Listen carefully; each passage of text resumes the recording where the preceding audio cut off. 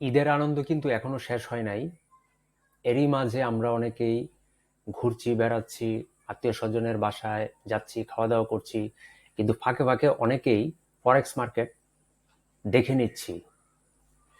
যারা ফরেক্স মার্কেট ফাঁকে ফাঁকে দেখছি, কিছু কিছু অ্যানালাইসিসও করছি, এবং কোন কোন কারেন্সি পেয়ারে ট্রেড করার সুযোগ আছে কিনা সেটাও খুঁজছি, তাদের জন্য অ্যানালাইসিস দিচ্ছি।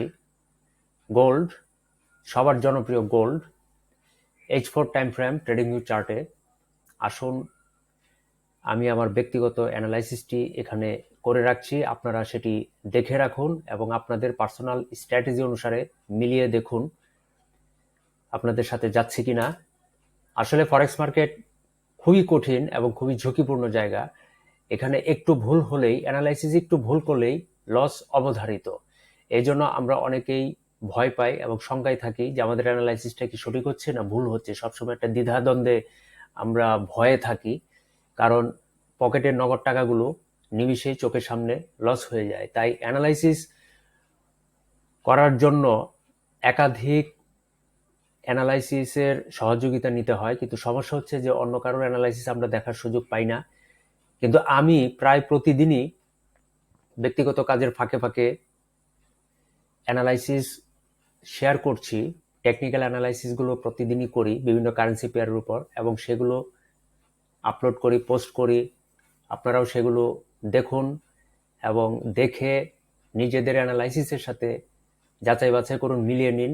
তারপর সিদ্ধান্ত নেবেন ট্রেড করবেন কি করবেন না। কারণ ট্রেড করার পর সেটার সম্পূর্ণ দায়ভার আপনার কাঁধেই থাকবে, কারণ আপনি ট্রেড করছেন, লস করছেন, প্রফিট করছেন, সবই আপনার।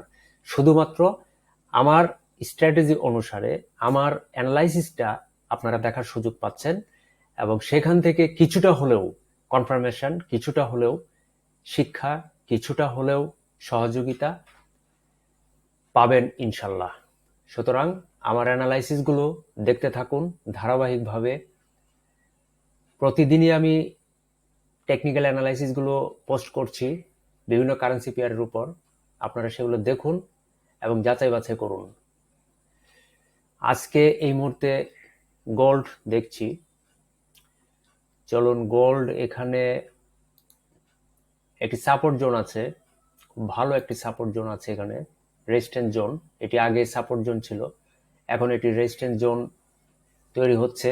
এই যে বর্তমান ক্যান্ডেলটি দিয়ে এই রেজিস্ট্যান্স জোনটি ব্রেক আপ করার সম্ভাবনা দেখছি না।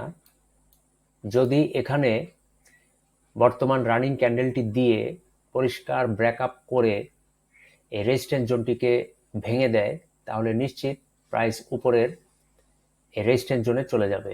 কিন্তু আমার ধারণা হচ্ছে এই রেজিস্ট্যান্স জোনটিকে বর্তমান ক্যান্ডেলের প্রাইস দিয়ে ব্রেক আপ করবে না, বরং এই রেজিস্ট্যান্স জোনের নিচেই এভাবে টেস্ট করে বা রিজেক্ট করে নতুন একটি বেয়ারিশ মোমেন্টাম তৈরি করবে। তাই আমি আমার টার্গেট এখানে বেয়ারিশ মোমেন্টাম দিয়ে রাখছি। দেখুন আপনাদের সাথে মিলে কিনা, তারপর ট্রেড করার সিদ্ধান্ত নেবেন। ধন্যবাদ, আবারও ঈদ মুবারক। ঘুরতে থাকুন আর খেতে থাকুন আত্মীয় স্বজনের বাড়িতে।